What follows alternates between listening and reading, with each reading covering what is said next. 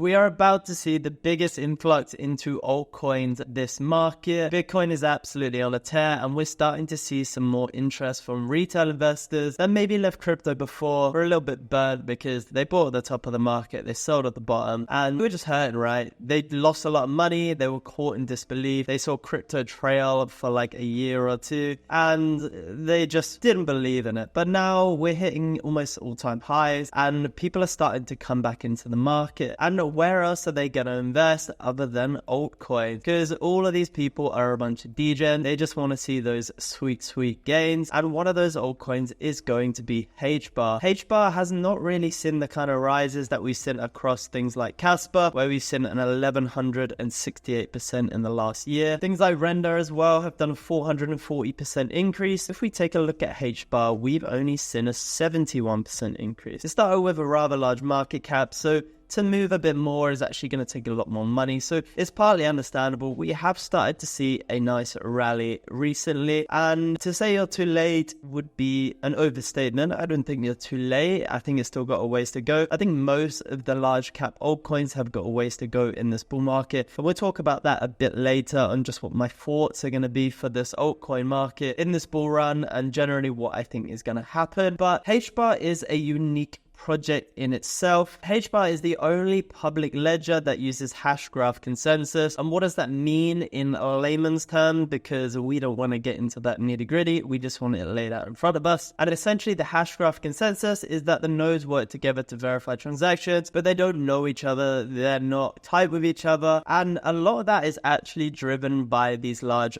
governance companies. So a lot of these names you will actually recognize, like IBM. We've got Google down here, a lot of big names, EDF, which is an energy provider, and you've just got a lot of different companies. I think it's 11 sectors, 39 companies in total. You've got IBM and Boeing here, and you can actually see the breakdown of how much these companies own, so you can see their stake here.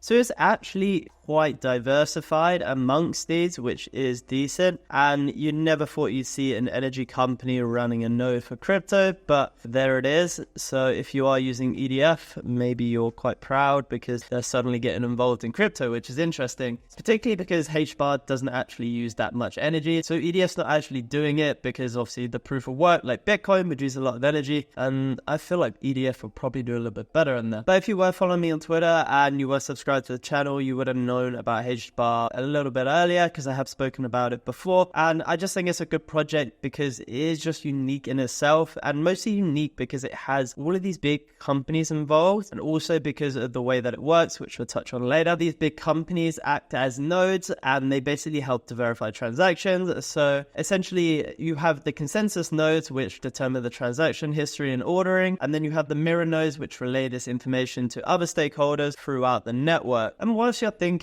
yes, we want a decentralized crypto, we want to move away from all these big companies, why are we investing in a crypto that has all of these big companies? Well, a lot of blockchains aren't actually that decentralized. 25% of all Ethereum workloads actually run on AWS, which is actually a huge amount and makes it very lacking in decentralization. So this is the Nakamoto Coefficient. I won't give you the exact measurement of how it works, but basically a high Nakamoto coefficient basically means that the network is more decentralized. So something with a very low Nakamoto coefficient is very centralized, and something with a very high Nakamoto coefficient is very decentralized. Now, these numbers do change a lot, and that's why it has the previous value and the current value. If more nodes come on and they're obviously smaller and the number increases and they're not doing a massive portion of the validating, then it will become more decentralized. So Solana has actually been increasing over time. I looked a while ago, it was around a 12, so we're actually up to a 20 now, and HBAR is at an 8.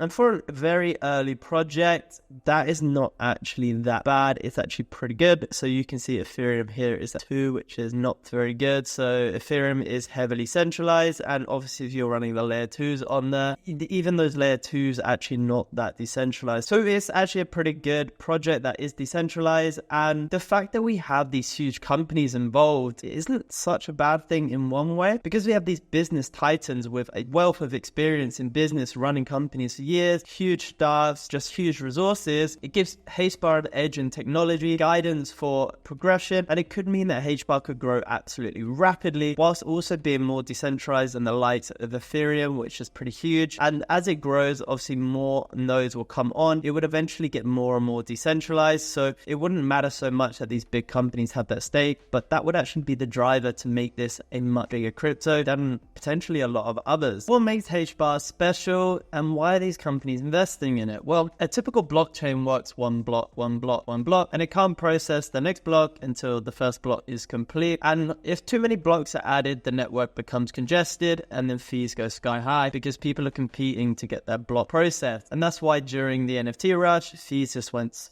so high. Like, you were paying much more than the NFT was worth, minting it, actually more than even the NFT was worth. So HBAR uses a DAG, and essentially it can process blocks in any order. Blocks can just be added and nothing is discarded. So this is just a visual representation of that. So this is the chain just working like this, and then with the DAG you can pretty much process multiple blocks at one time and not in that necessary order because that block hasn't been processed yet, because if the transactions haven't been verified, then the block cannot be processed. So maybe you've got this block here which just came here, then we can process this one if it's ready. So that's kind of the way about it. And the only other chain that I see using this is Casper, but Casper uses a proof of work, which obviously can require a lot of power, but HBAR uses the proof of stake. So because you have these huge companies and as well as a consensus model, it gives a security similar to that of a proof of work. It doesn't require that large amount of energies that a proof of work model does require. So you then have this almost infinite scale of transactions that you can process. HBAR can apparently process 10,000 transactions per second, but Hedera says that the capacity is potentially unlimited through using a sharding mechanism, and the fees are actually insanely low. They're actually lower than Solana. The Solana is already very cheap, but it's around 0.001 transaction. And the main thing as well is transactions are rapid. Like, transactions are very quick. So this is a chain spectre app, and we can see that Hedera has the highest transactions per second, pretty much double Solana at the moment, and the max recorded transactions per second are 287, which is insane.